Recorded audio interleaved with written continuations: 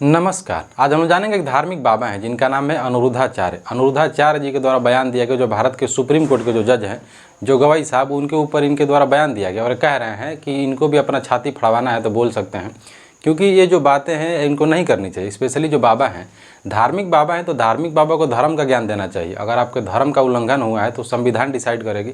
और गवाई साहब का कहना है कि जो अधिकार मेरे क्षेत्र में नहीं आता है उसके खिलाफ हम क्यों बोलेंगे। तो गवाई साहब के द्वारा आप भी जानेंगे और मैटर क्या भी जानते हैं। होता है कि एक मंदिर है, मंदिर में क्या है कि वहाँ पे एक मूर्ति थी, तो मूर्ति खंडित अवस्था में थी। जब खंडित अवस्था में थी तो वहाँ के लोगों के द्वारा याचिका डाली गई सुप्रीम कोर्ट में। जब याचिका डाली गई तो जब सुप्रीम कोर्ट के जो जज साहब हैं और कमेटी बैठी और कमेटी के द्वारा डिसाइड किया गया कि कौन सा फैसला हमारे न्यायिक क्षेत्र में आ सकता है और कौन सा फैसला हमारे न्यायिक क्षेत्र में नहीं आ सकता है। तो वो जो याचिका डाली गई थी, जो याचिका है वो सुप्रीम कोर्ट के अंडर में नहीं आती है। तो गवई साहब का रिपोर्ट ये था और दलीलें देते हैं, और ये मतलब उनके ओर से आता है रिपोर्ट। वो कहते हैं कि ये जो फैसला है ये हमारे सुप्रीम कोर्ट के अंदर में नहीं आता, और जो धार्मिक फैसला स्पेशली कुछ ऐसा उसमें मैटर था जो धर्म का जो क्षेत्र है वो न्यायालय में नहीं आता है। और न्यायालय में जब नहीं आता है तो हम कैसे दे सकते हैं, क्योंकि न्यायालय जो प्रक्रिया है वो संवैधानिक संस्था है।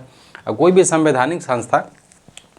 संवैधानिक संस्था किसी जो उसका अंडर में आएगा तभी वो अपना काम करेगी। संविधान के खिलाफ तो अपना काम करेंगे नहीं। उसके बाद उनके द्वारा एक मैसेज किया जाता है, एक ट्वीट किया जाता है, उसमें कहा जाता है कि इस मैटर में हम तो कुछ नहीं कर सकते हैं, लेकिन आप हो सके भगवान से कहिए, क्या पता भगवान ही कुछ कर दें। क्योंकि इनका जो मानना था और जो इनका परिप्रेक्ष्य था और बातें कहने का जो तरीका था वो सकारात्मक है। गवई साहब कह रहे हैं कि हमारी जो बातें हैं, आप हमारी बातों को तोड़ मरोड़ के पेश कर रहे हैं। हालांकि मेरा कोई मतलब नहीं था, हम सकारात्मक रूप से, सकारात्मक तौर से कह रहे हैं अपनी बातों को कि जब ये फैसला मेरे हाथ में ही नहीं है तो हम क्या कर सकते हैं। आप भगवान से ही कहिए, क्या पता भगवान ही कुछ करें। तो इस चीज़ को जो हिंदू समुदाय के लोग हैं, कुछ धार्मिक बाबा हैं, उनका यह कहना है कि गवई साहब को ऐसा नहीं बोलना चाहिए। गवई साहब जो है मतलब जो भारत के मुख्य न्यायाधीश हैं, तो ये गलत धर्म विरोधी बातें कह रहे हैं, इनको ऐसी बातें नहीं करनी चाहिए। होता है कि कथावाचक है जिनका नाम है अनिरुद्धाचार्य, जिनका नाम हम लोग शुरू में ही लिए थे। अनिरुद्धाचार्य अपनी बात को रख रहे थे और सभा जहाँ भी अपने कथा कह रहे थे, तो कथावाचक है तो कथा कहेंगे ना, कम्युनल बातें थोड़ी करेंगे। अब ये जो बोल रहे थे, बोले हैं कि भगवान तो कर ही लेंगे और इनको ऐसी बातें नहीं बोलनी चाहिए थी। बाकी कह रहे हैं कि भगवान रावण को मारे और हिरण्यकश्यप का छाती चीर दिए, तो इनको भी चिरवाना है तो बोल देंगे। तो ऐसी बात जब ये बोल रहे थे तो ये भूल जाते, इसीलिए कहा जाता है ना कि शिक्षा बहुत ज़रूरी है।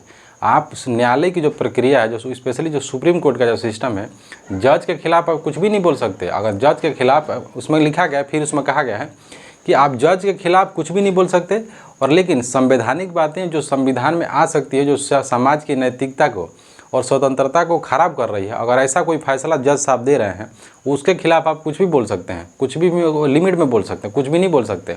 लेकिन ये जो बातें बोले, कम्युनल बातें तो बिल्कुल भी नहीं बोल सकते। अब ये बोले हैं तो सुप्रीम कोर्ट का पावर इतना ज़्यादा होता है, स्पेशली न्यायाधीश का इतना पावर होता है, जज का, कि कहाँ जाएंगे। एक बार अगर कोड ऑफ कंडक्ट होता है, अगर न्यायपालिका में कार्य है न्यायपालिका का, उसका हनन में और बाधा का कानून लगा दिया जाएगा, तो कहाँ से निकलेंगे ये। जज के खिलाफ अगर आप बोल दिए तो बच के नहीं जा सकते।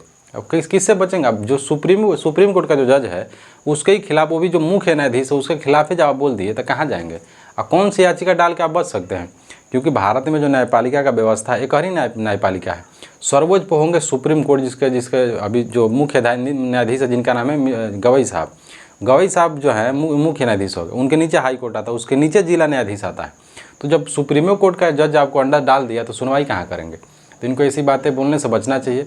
बाकी जो गवई साहब हैं, गवई जी जो सुप्रीम कोर्ट के मुख्य न्यायाधीश हैं, उनके जो समुदाय के लोग हैं, कहना यह है, दूसरा पक्ष ये कह रहा है कि जो गवई साहब हैं ये दलित समुदाय से आते हैं, स्पेशली एससी वर्ग से, अनुसूचित जाति से आते हैं। और अनुसूचित जाति से आने के आधार पे जो स्वर्ण जातियां हैं उनके साथ भेदभाव कर रही है और जाति सूचक बातें बोला जा रहा है और ट्विटर पे ट्रेंड चलाया जा रहा है और इनकी बातों को तोड़ मरोड़ को दिखाया जा रहा है। कारण है, थोड़ा सा जान लेते हैं। गवई साहब जो है भारत के दूसरे दलित मुख्य न्यायाधीश हैं। उसमें क्या है कि पहले बौद्धिस्ट कोई जज बना हुआ है सुप्रीम कोर्ट का। गवई साहब इतना अच्छा काम किया, आप इतना ही सोच लीजिए। गवई साहब का कहना है, मतलब जो गवई हैं सुप्रीम कोर्ट के जो जज है उनका नाम ले रहे हैं, वो कह रहे हैं कि जो सुप्रीम कोर्ट में जो निचली भर्तियां होती हैं, ए ग्रेड, जैसे बी ग्रेड हो गया, सी ग्रेड हो गया, डी ग्रेड हो गया, इसमें भी रिजर्वेशन लाना चाहिए। गवई साहब का इज्जत आपको इसीलिए करना चाहिए। जस्टिस गवई ये कह रहे हैं कि हम रिटायर होंगे तो हम किसी भी लाभ के पद पे नहीं रहेंगे। सोच लीजिए, कोई जज है अब तो ऐसे ऐसे जज थे जो फैसला सुनाए थे, उनको राज्यसभा, कोई राज्यसभा का मंत्री बना हुआ है तो कोई कुछ बना हुआ है, सबको मंत्रालय मिला था, एक फैसला दिया गया था, उसके बारे में हम कह रहे हैं। हम कौन होते हैं टिप्पणी करने वाले, लेकिन अब सर्च करेगा सबको राज्यसभा का सीट मिला हुआ है। तो लाभ के पद पे तो जब जज थे तभी भी थे, लेकिन गवई कह रहे हैं, गवई साहब, कि हम पद छोड़ देंगे फिर भी किसी लाभ के पद पे नहीं रहेंगे। फिर ये कह रहे हैं कि जो सुप्रीम कोर्ट है, जो न्यायालय है, न्यायालय में जो भर्तियां हो रही हैं निचले, जैसे बी हो गया, सी, ABCD करके जो कैटेगरी हायरार्की होता है, उसमें भी रिजर्वेशन लाया जाएगा। तो इतना ऐतिहासिक फैसला दिया जा रहा, अभी रहेंगे का पूरे कार्यकाल तक, तो इनका फैसला देखिएगा, बहुत ऐतिहासिक मतलब प्रूफ होंगे जस्टिस गवई।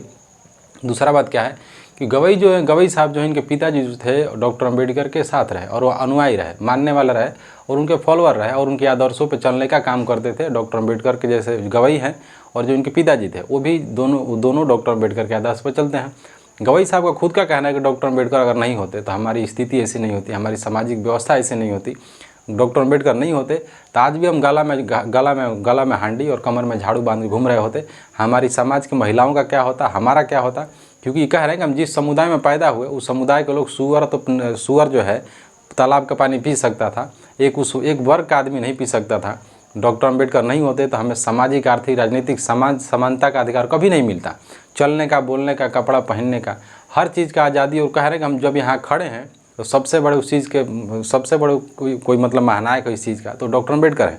सुप्रीम कोर्ट की कुर्सी पर बैठ के कह रहे हैं जस्टिस गवई। तो इसलिए गवई जी का बात मानना चाहिए। जो इनके पिताजी थे वो डॉक्टर अम्बेडकर के साथ रहे।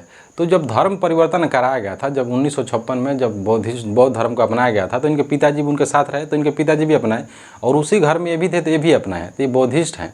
और बाकी देखते हैं न्यायिक लोग, न्याय के ऊपर कमेंट, सबको भी, कोई भी हो भारत का नागरिक, उसको गलत टिप्पणी करने से न्यायाधीश के ऊपर बचना चाहिए।